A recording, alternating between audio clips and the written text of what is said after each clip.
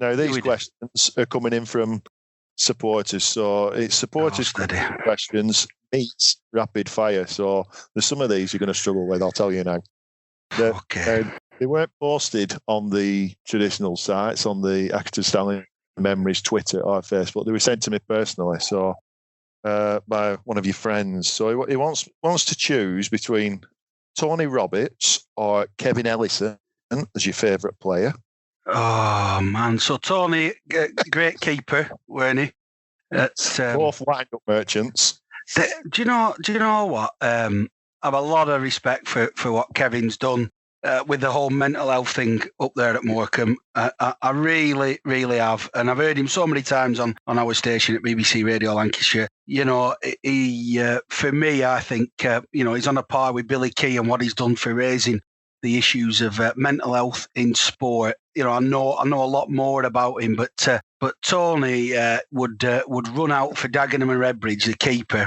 And I remember 3 or 4 seasons we'd give him grief, and we'd stand behind the goals, Phil, and we'd give him grief, but we wouldn't swear.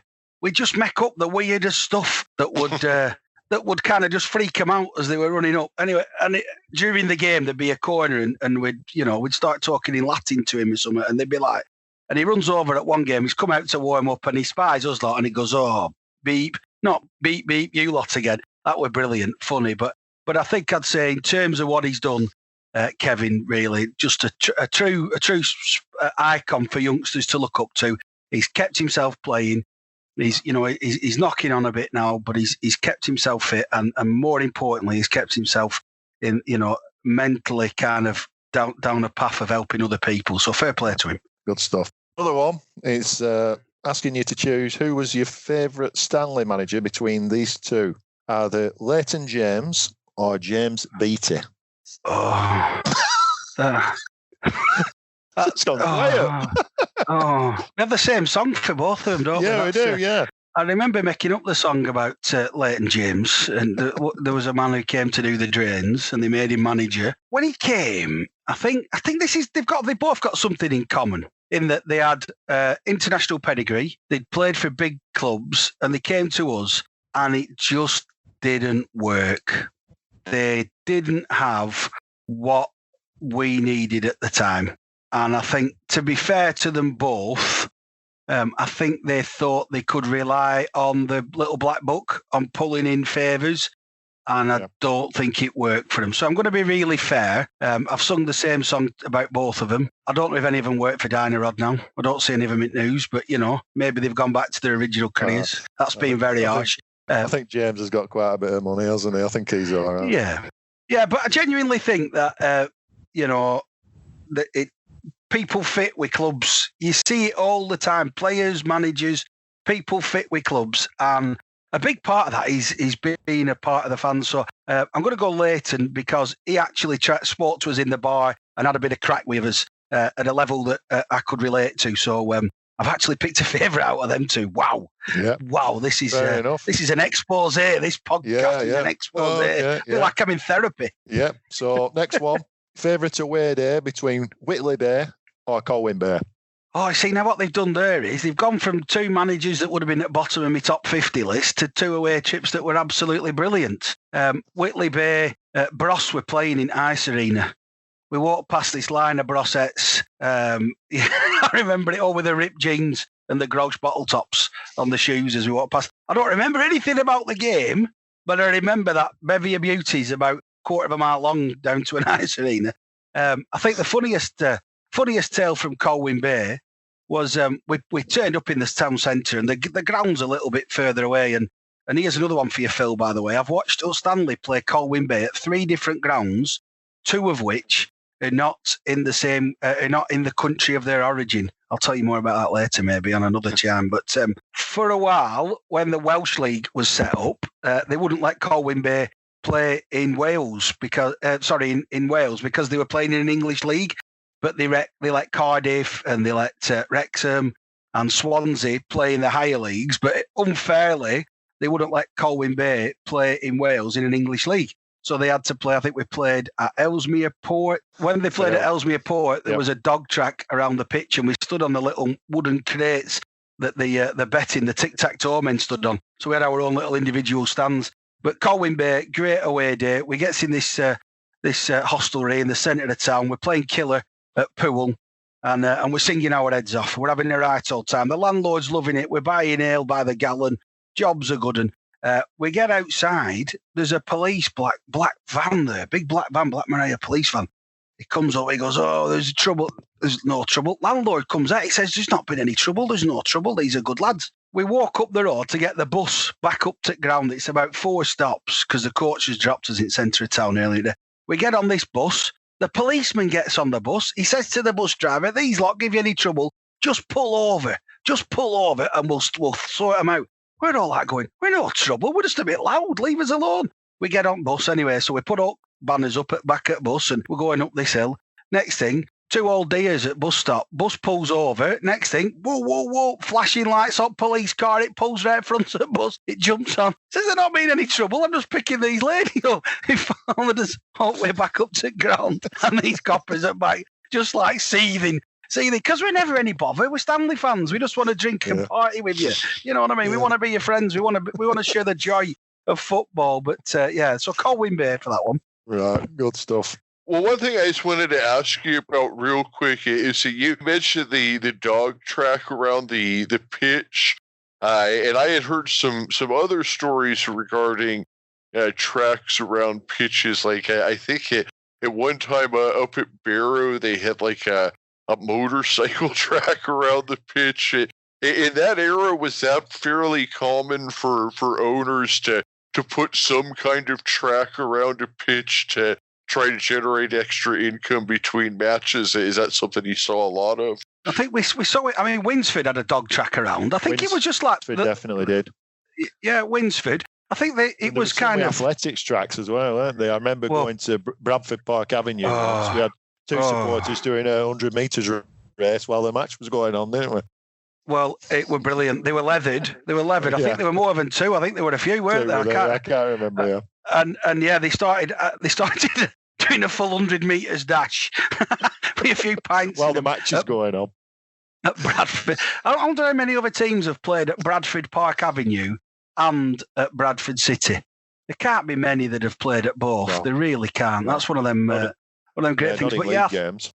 No, not in league. Like you said, cup games maybe, but not in league games. And that's just another sign of how far we've come. But yeah, some of them grounds with dog tracks around them. Ellesmere Port, Winsford. I think it was just, there were small clubs. I don't know whether they were just utilising the ground in the middle of a dog track, whether it was a dog track first or whichever. But certainly interesting. Did Goal have a track? I can't. I seem to remember that. Yeah, they could have done. I don't know. They all merge into one after a while. After about 8 pints. Yeah. Yeah. So, all right, next question on the list. Slightly more serious. Well, most of these have come from Rob Russell, who's a big listener of the show and a good friend of yours. He was asking if you could have 3 players around for tea, so like a come down with me scenario, who would they be? 3 ex-players or current players? Mark Shirley, without a doubt. Without a doubt. He had so much talent, and he was always laughing and joking in clubhouse. And yeah, when I find myself in times of trouble, brother Shirley comes to me. Yeah, ghosting past defenders. Mark Shirley. Definitely, just a top chap. And then it depends what you want to do, what you want to talk about, or if you want to drink, if you want to. Sean McConville, for me, just one of the nicest. I mean, I've seen him on Twitter this week helping sell 50-50 draws. He looks younger than when he first started. I don't know what he's doing. I think he's got a picture up loft, but he's sporting that Errol Flynn moustache as now. I definitely have Sean round because there's a guy. Was it Matalan that he was working at when he was playing for Warrington when we signed him? He's a part-time player. He went away. He got his head turned a little bit, didn't he, by Stockport and one or two other bits and a bit more money. He's come back and he's grafted. And when we lost him this season, we didn't just lose a player with cunning and guile. We lost a heartbeat. We really did. That kind of, when the chips are down, whatever he says on that pitch, he gets them back up. And he's not the biggest of fellas, is he? He's not like an imposing beast of a man, you know what I mean? But he has something in him. He has a spirit in him that's the epitome of Accrington. You know, it's not the size of the dog in the fight at all, is it? Yeah. And that's definitely with him. I look at the hat trick that he had against Plymouth last year. I mean, that was a game that Stanley needed to win. I mean, if they lost that game, there was a good chance that maybe they were going to get relegated, having to go to Portsmouth the following week.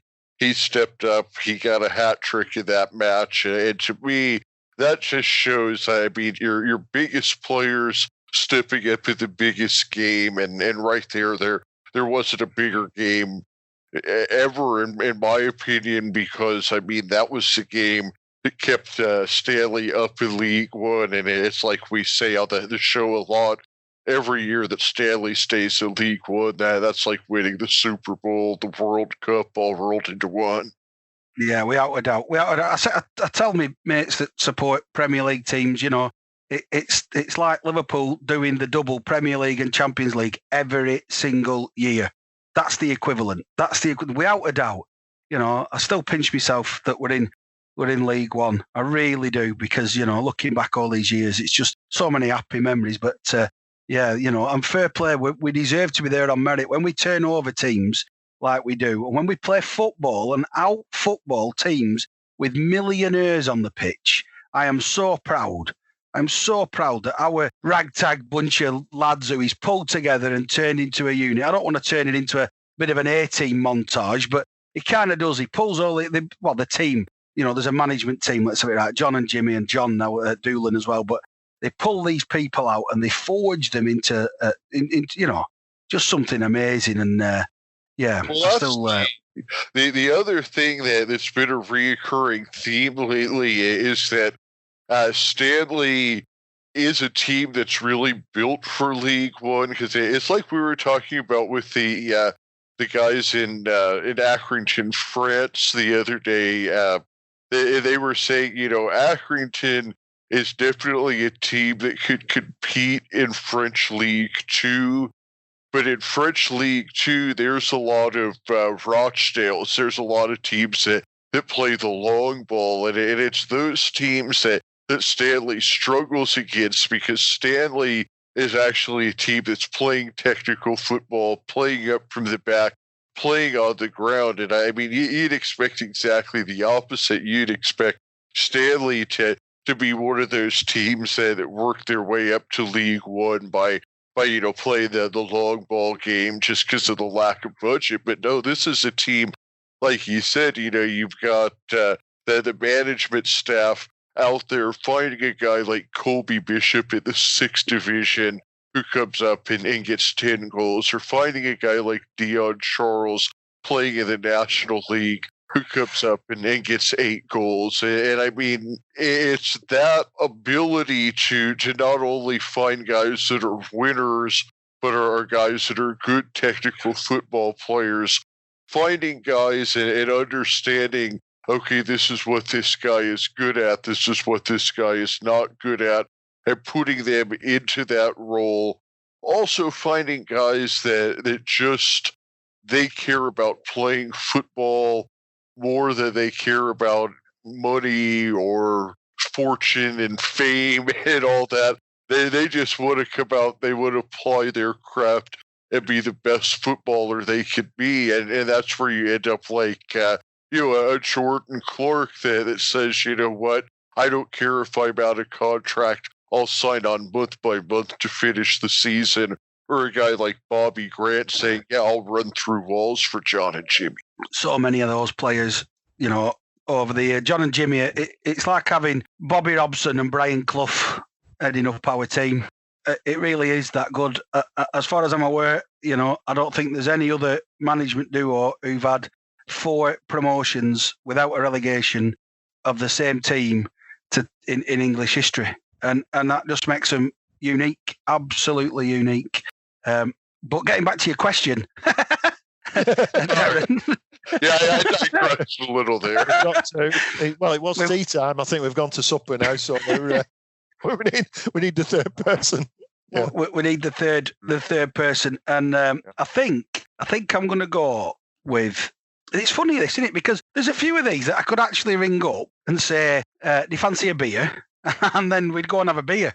So there's not that kind of distance between us and the fans. But someone who I haven't seen for a long time, who always had a smile on his face and was just an amazing player, was Ian Craney. And I think he's a kit man now at Wigan, isn't he? And although I believe he doesn't do many kitman duties, from what I'm hearing, he's mainly just playing footy with them all. But I think he'd be a laugh, and definitely just some great tales. But really hard to pick three, if I'm being honest. Yeah, I know. There's been many. So the last questions, and John Timmins asked it, and I was going to ask it myself. Is the best and worst moments of watching Stanley in your lifetime? I thought I was cracking questions. So yeah, that is a very good question. That is a very good question indeed. And it's funny, isn't it? You know, we've had the promotions and we've had the kind of great games. I'll do my worst at first, and it's the first time I cried watching Stanley, and it was in the FA Cup, playing at Burnley against Scunthorpe. We equalised. I think it was something like the 91st and 92nd minute we equalised, and we were genuinely overjoyed that we were going to get a replay away at Scunthorpe, and the money that would have come in the club and all that kind of stuff. And I remember being so elated, you know, and jumping around. And then Scunthorpe went up the other end, I think 94th, 95th minute, something like that, and they scored the winner. It just absolutely burst. My whole kind of bubble just went, and I just couldn't stop myself. My eyes filled up, and you know, and I think, you know, we realised just how much it meant, you know, financially and every kind of thing for our club, and to keep going was such a struggle every single year. And yeah, the playoff disappointments and the failing to score, and you know, all that kind of stuff years later was tough. But yeah, that was the worst moment, I think, was when that second goal went in extra time. Yeah. Was it my favourite moment or the best moment? What was it? I'll say favourite, yeah. So my favourite moment is going to be, it might come as a bit of a surprise to you, but football to me is nothing without fans and family. And we went away. So this is not one of the promotions. It's not the trip to Barbados or any of that kind of stuff that I've done. Not even Tooting and Mitcham away in a pre-season friendly down in London, because we were both 100 years old that year. It was up at Sunderland with Oliver. When we went 2-0 up, I cried again.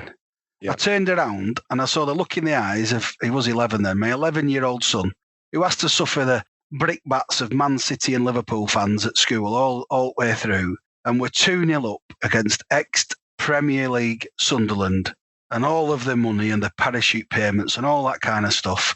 And when that second goal went in, wow, what an absolutely unbelievable place. I was definitely not in the ground when that second goal went in. I was floating somewhere in a higher place, and I'm tingling now thinking about it, just looking at my Oliver's face as we jumped up and down hugging each other.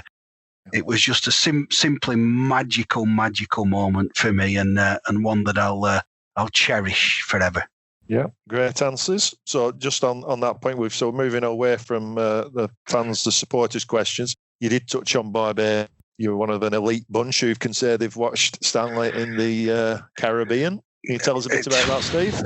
So I was working at, so you might not know, Phil, you know me as a radio presenter, and I do that at weekends, but forestry is my main bag. Arboriculture, forestry. I've done that since I was 16, and I worked on a shooting estate in Garstang, beautiful part of Lancashire.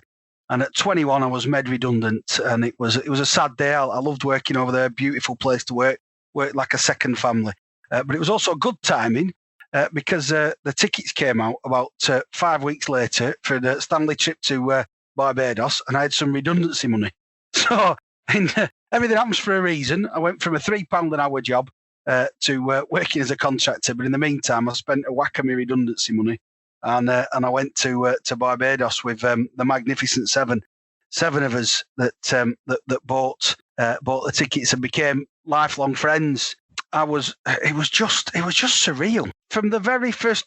You know, from getting, I've never been to an airport when you get off the plane and you don't have to collect your own luggage. So we get to the other side, we get to Barbados, and let's not forget that poor old Paul Beck couldn't come because his wife wouldn't let him. So the players were ringing him up. I'll ask him about that. He's coming on to the show in a few weeks. All right. I love Becky. I love Becky. Yeah. To me, it's top player who really did have a good eye for goal. But he couldn't come, and all the players started ringing him up from the airport before we left England, giving him grief. Days before mobile phones, so we're all huddling around this payphones while he got some grief. But then we get to Barbados, and the Bayesian Olympic Association, they were treated just like the players. It was brilliant that our bags turned up in our rooms. There was a rum punch reception, and that's where it all started to go wrong for Stevie Lowe. I started on the rum punch on that first day, and I remember I went out on the Sun Lounges, quite a posh hotel. Crystal Palace had been there, and QPR, Les Ferdinand, before he left QPR, he went and they stayed in that same hotel that we were in. So you can imagine, it was pretty smart place. And I'm led there on this on this Sun Lounger, and Ashley Hoskins leans out third story window and goes, "Bloody hell, Lowe, he has to be moonbathing." At which point I just went in bar, and I don't think I left. that was enough of that. But what an experience to just what a friendly, super friendly bunch of fans and people. The only time it rained was when we went to the races. We went to Garrison Savannah, the racetrack, watched the races, and it rained. And bizarrely, we'd bumped into a guy called Randy Randolph in Accrington, in a working men's club in Accrington. And we used to go at working men's clubs, Phil, because you weren't allowed in football tops on a Saturday night in the main bars in Accrington. They didn't like you going in football tops. So we went to an away game. We'd have our football tops on, and then we'd go in the working men's clubs. They're just happy for anyone to pay for a pint, to be honest. So we go in the Brooks Club in Accrington and won that. And we met this guy called Randy Randolph from Barbados originally, maybe the last from Lancashire, moved to Accrington. Fast forward, so we're actually, we've told him we're going and all this kind of stuff. Fast forward, and we end up in this bar, and we hear this booming voice. We turn around, and it's our mate from this working men's club in Accrington. Like, what are you doing here? He said, my grandmother's died. He said, but don't worry, it's a celebration of her life for her here. And we proceeded for the next 2 days. He treated us like royalty. We were in his brother-in-law's Morris Italy estate as he took us to some famous bars that are a little more than just pallet wood knocked together with tin roofs. There, but amazing places. We went to the side of the island where nobody dare go swimming because the riptide takes you out. So we were getting out on this dirt track and lifting the branches out the way while he drove up in this old motor. And then we were throwing stones at coconuts and getting coconuts. Just, that was all of the kind of around the football, that was going on. And of course, we stayed for 2 weeks, and the players, they only got a week. So we had that second week where we had all that joy, but actually winning the cup, I think we had players that were injured. We had a player whose feet swelled up and he couldn't get his football boots on because of the sun. It was really kind of unbelievable, like escape to victory type win where we just we dug in and turned it around. But lucky that I got made redundant from a job that I loved because I got to go to Barbados, still one of the greatest ever away days. Yeah, for sure, mate. Yeah. For sure. Yeah, that had to be an incredible experience. Now speaking of match day experiences, you said you've been attending Stanley matches for quite a while now, and in those times you certainly had plenty of time to meet just about everybody in terms of volunteers and characters around the ground. So, who are some of the notable people that we would expect to run into if we made it over to the Wham Stadium for a match? Just from the moment you turn up, and we mentioned him earlier, Rob Houseman, whose late father, he's probably the reason why I kept going to Stanley because he took us up. He's there volunteering. He helped in our dark times when money was really, really tight, and a lot of people put money in as well as time. Then ordinary fans dug into pension pots. They took money out of the businesses. They put the cash in, and Rob's kind of just he's kept right through. In terms, you mentioned Rob Russell there. Him and his dad were legends. His dad was legendary. We were away at Staley Bridge in a cup game one year, and he's got the world's biggest FA Cup hat on. It's about 3 foot tall, made out of cardboard, with Stanley for the cup on. And a decision goes against Stanley in second half, and let's just say a few drinks had been taken. The next thing, one of this garbage pail, rubbish bin for our English listeners, gets thrown onto pitch by someone looking very similar to him with a 3 foot cardboard hat on. The stewards come racing round, and he takes his hat off and puts it on the guy next to him and says it wasn't me as he gets marched out the stadium. So Rob Russell, he's carrying on his family tradition. And I just, there is literally so many people who I know that, I could introduce you to who've got wonderful tales at Stanley. I mean, we must mention the current supporters club and Peter and the work that he's done. I've been a member of the supporters club since, back in the early 90s onwards. And it was painful. Some of the meetings were painful. I remember half an hour once just deciding how much money we were going to spend on Christmas decorations for the clubhouse. We had about 40 quid in pot, and it were like, and now if you look what's happened, the club hasn't just professionalised, the supporters club has as well. And, don't ever offer to do out for him, because he'll just hound you till you've done it. You can't say, oh, yeah, I'll do that, Peter. I'll sort it out for you for next season. Week after, he's texted you, he's phoned you, he's emailed you, he's faxed you, he's sent a pigeon. There's 2 blokes with burning forks outside your door wondering why you haven't done it. So he's a determined fella, and that's what you need at the top of a supporters club and group. And just incredibly. I mean, there is not. We talk about Peter on the show all the time, but there is just not enough that you can say about Peter. And it's like you said, if you're working on a project with Peter, he'll have it finished. It'll be already in the mail and shipped to you before it's on top of everything. And the fact that what really impresses me about Peter is he is not just the guy in charge at the top. He's also the same guy that'll be working in the market shop, ringing up somebody that bought a shirt or something like that.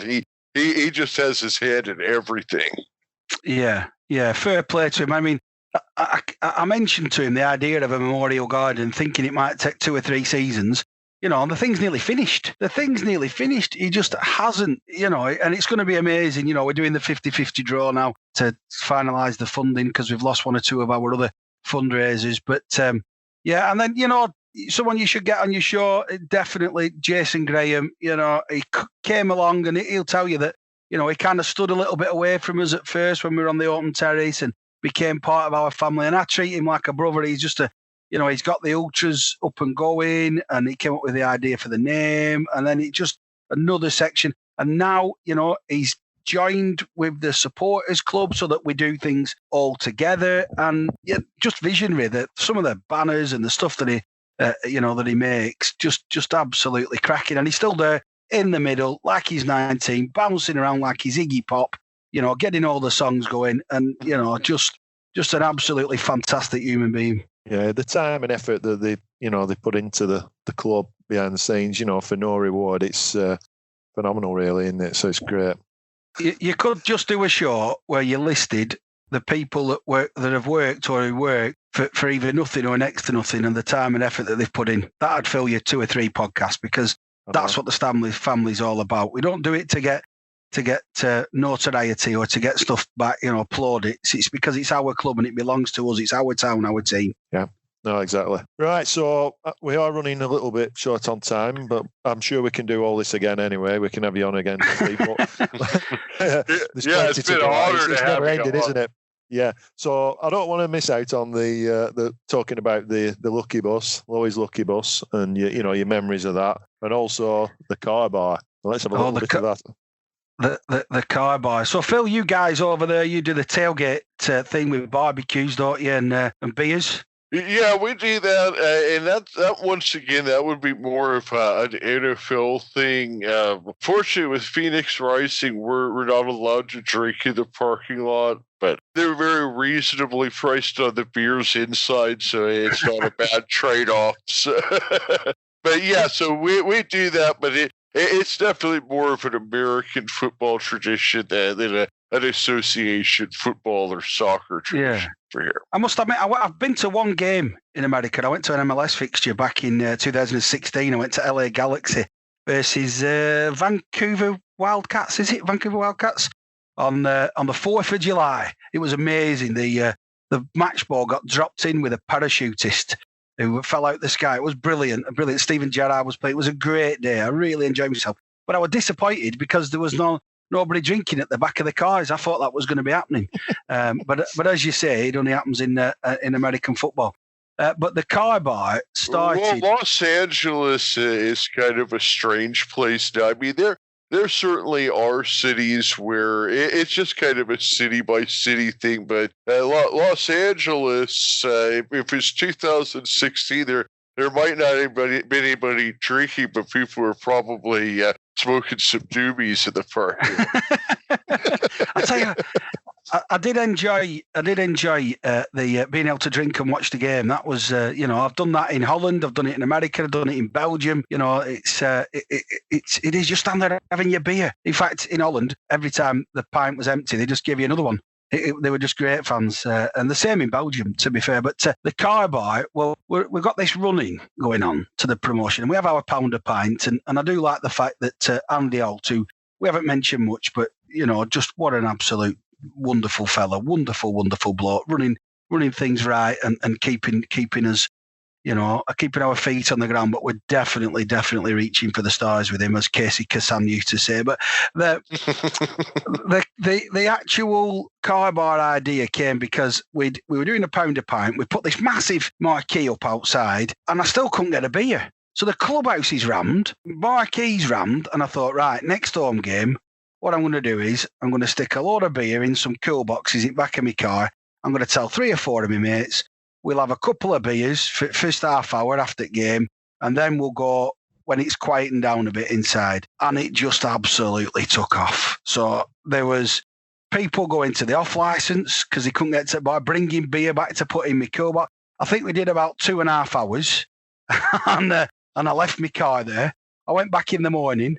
And somebody had tidied it all up and put all the recycling away and all that, and it was fabulous. So then the pressure's mounting, then Phil, because we've another home game to come, and I think we'd promoted by the time the next game come, but we weren't champions. Is that right, Darren? You've got a better memory than me. Yeah, we won it midweek, didn't we? We got promoted midweek, and then we played Lincoln on the Saturday to fix the title. That's right. And that just shows, 4 promotions I've watched with Stanley as champions, and I've just got a vague recollection of it all, Phil, if I'm being honest.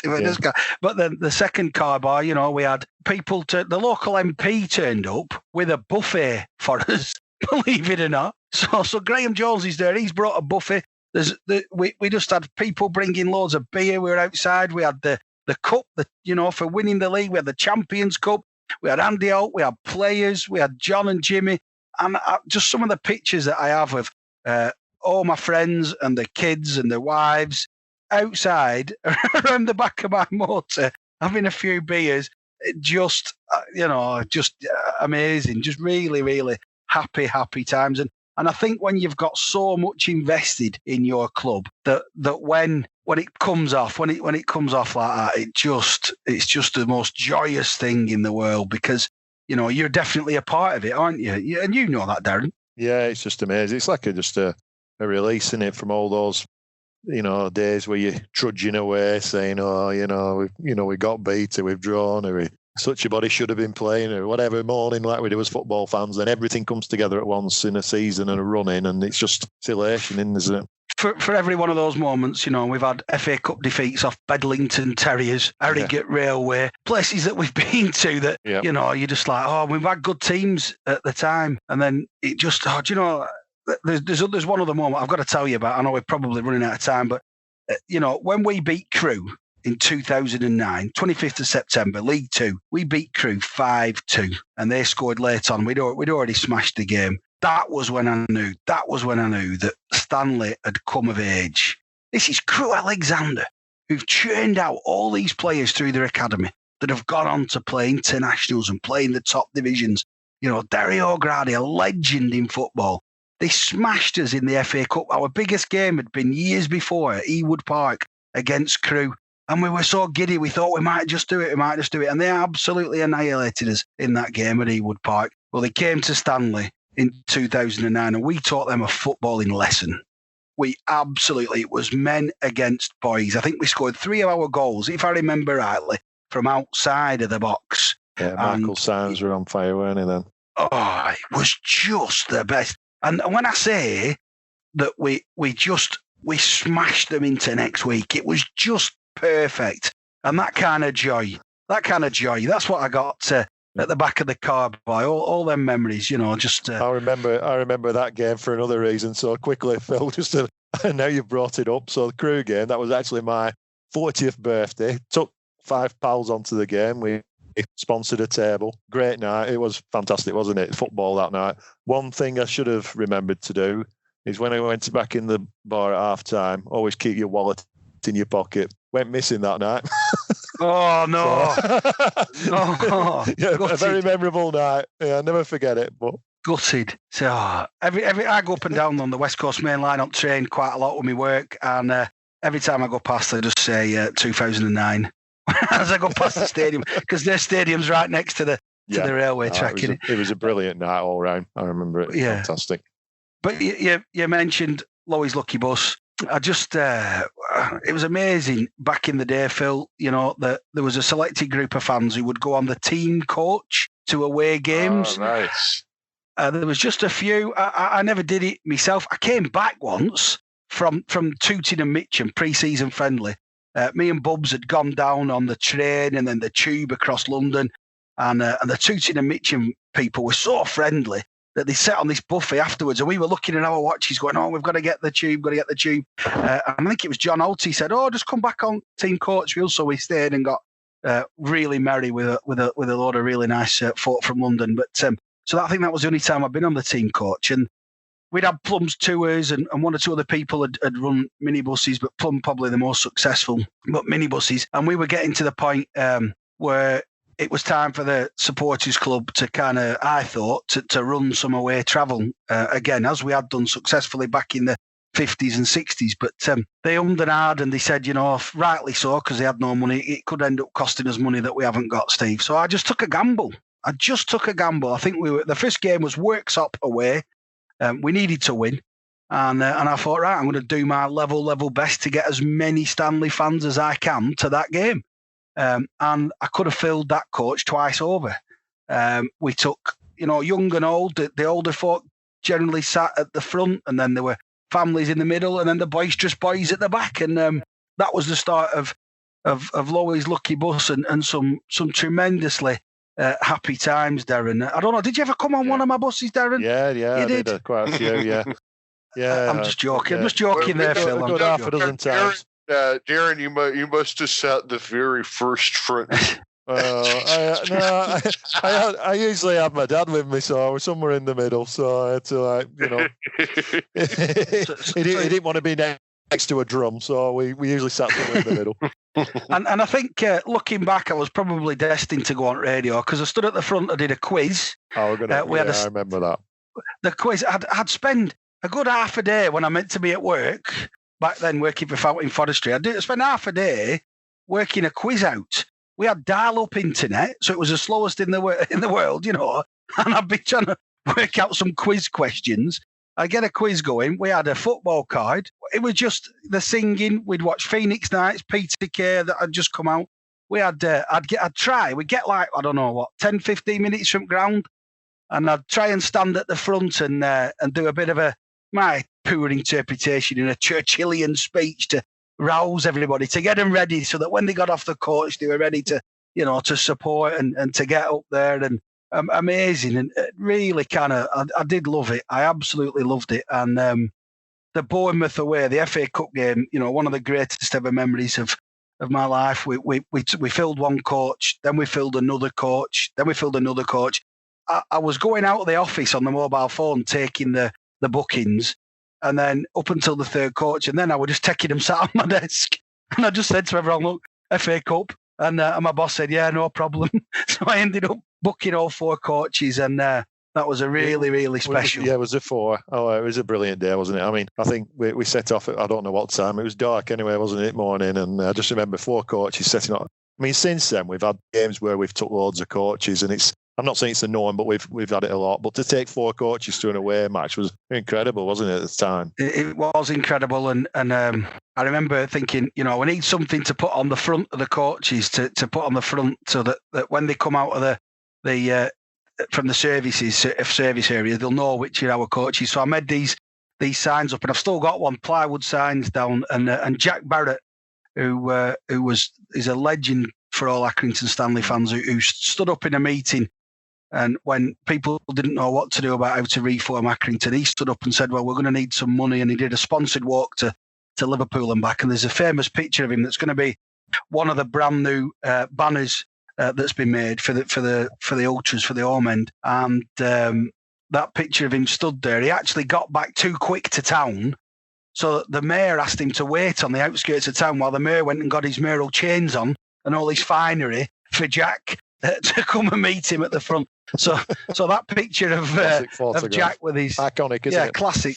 Yeah, well, and I had that picture of Jack on the front of the coaches, and I'm so proud to know Jack as a one of the people who really, really dug deep when we needed, and I hope that I did my little bit by running those away trips and putting another 50, 100 people behind the away nets, and for these games.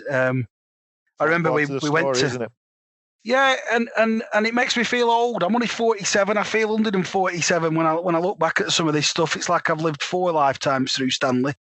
We Colchester away. You like this, Phil? You like this? Colchester away. The bus driver.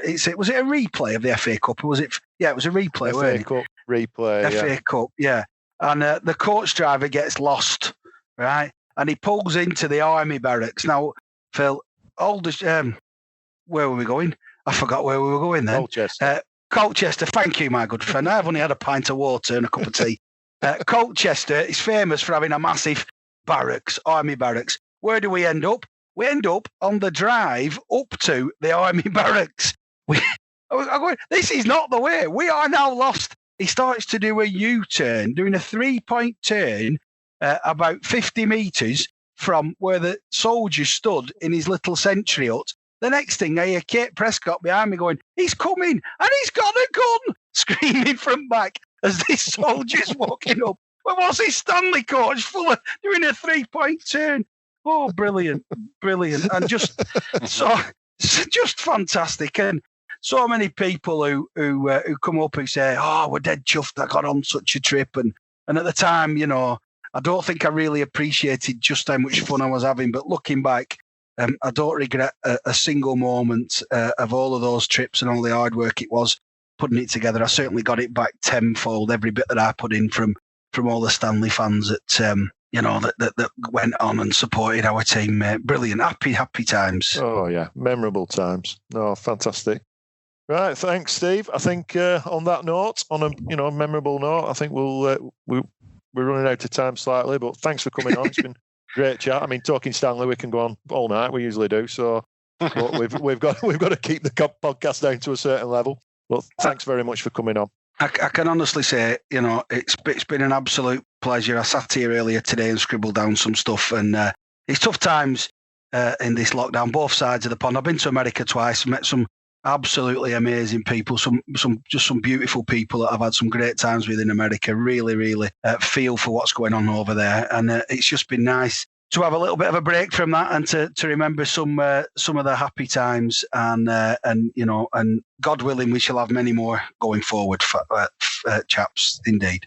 Yeah, absolutely, and it's been an honor to have you on the show, Lowey, and hearing some of the stories. I mean, we've been on for an hour and a half now. We can easily have a 3-hour, 4-part episode with you. And next time you get over to the States, make sure you get to Phoenix. And as long as it's during football season, we have a Phoenix Rising ticket with your name. Come stand down in the South End with me, and we'll hang out with the Red Fury and the Banditos, both excellent guys in both of those groups. I mean, that's really what it comes down to, is I have so many friends in both the Banditos and the Red Fury. I can't choose one or the other. All I have to say is that they are both the two best supporters groups in the USL. You're going to have to come down here. You're going to have to hang out and have a good time with us. It has been an honor and a privilege to have you out across the pitch, and you're welcome back anytime. And we just love hearing all of your stories. And we'll have to get the car bar and the party bus and all that going when I get over to Accrington. Well, I'll maybe get the car bar going. I don't know if I can survive another Lowey's Lucky Bus. It might just finish me off. But that what you talk about, that we are a Stanley family. You're part of our Stanley family over there. There's a spirit amongst us, isn't there? And we're a tough northern town that won't stay down. And it's a pleasure to have you as part of our family, mate. Well, it's an honor to be part of the Stanley family, and it goes back to ever since I did the interview with Scott Brown when Aaron and I started this show back in November of 2018. We didn't know if anybody would even listen to us, and certainly when we contacted Scott and did that first interview, we didn't even know if he would answer our message. And then he was like, sure, I'll come on the show the next day. And just ever since then, every single person that we've met involved with the Stanley family, and certainly Darren, I remember I saw his book, and I was actually one of the first people to order his book, and then I found the Accrington Stanley Memories page, and it's just everybody has been so welcoming to all of us and across the pitch, not just me, but everybody involved in the show. And now of course, having Tony Robinson involved, it's just it's been an amazing journey, and I can't wait to continue talking Accrington for years to come. Yeah, here. And a big shout out to Darren as well. I know he's on with us now, but that memories page, his books are awesome, but that memories page, he's done an absolutely fantastic job with that. There's some brilliant days when stuff just comes up when you're least expecting it, and you can it just gives you a lift. It really does. So bravo, mate, bravo, absolutely first class. Cheers. I mean, there's a lot of people. So it's not just me though. Yeah, and there's a lot of people go on and post things, and sometimes, I mean, I've thought, it's running out of steam, and then somebody will come up with some absolute crackerjacks of albums and things from nowhere, and it just gives everyone a bit of a lift on it to look back and reminisce. It genuinely does. It genuinely does, just like I've had today for you guys. Well, it's like you said. I mean, when I first came across the fact that the 50 years book was coming out, I mean, I couldn't order one fast enough. And then I came across the memories group at the same time, and I didn't even realize they were both the same person. And then, I said, well, wait, this is the same guy. I need to meet this guy. And then quickly became friends with Darren, and it's certainly an honor to have him as part of the team now. Well, I must just say as well, Phil, you're going to have to get me back on again at some point in the future, because I never told you about how I own the most valuable Accrington Stanley shirt in the world. But I will tell you about that another time. All right, that sounds like a plan and a great time to wrap up. And We usually finish this out with an on Stanley on. So can we get on Stanley on, Lowey? On Stanley on indeed. On Stanley on.